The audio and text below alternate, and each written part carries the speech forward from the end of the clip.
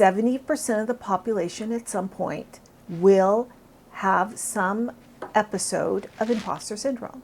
It can happen around newness or stress. So when I launched a new company, I noticed I had imposter syndrome. When I returned to the professional world after being off having my child, I had imposter syndrome.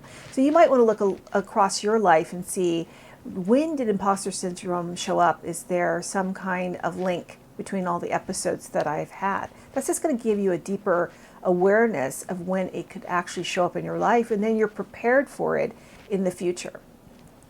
So I want to tell you about a client of mine that I had.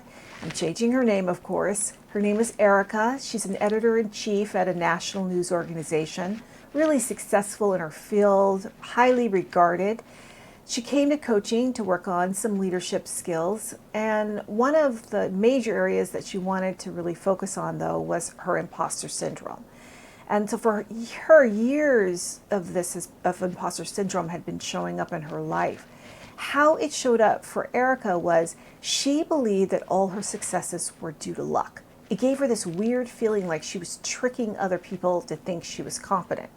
So this self-perception and this flawed thinking made her freeze. It sent her into inaction. She didn't speak up in meetings the way that she needed to. She wasn't adding value. She really wasn't leading up in front the way at her level she should be doing.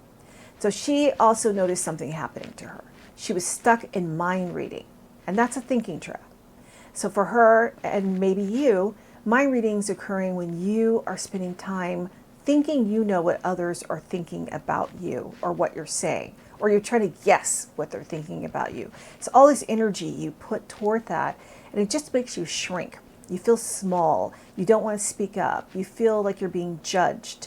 And you know that it's all very negative thinking, of course, and most likely untrue.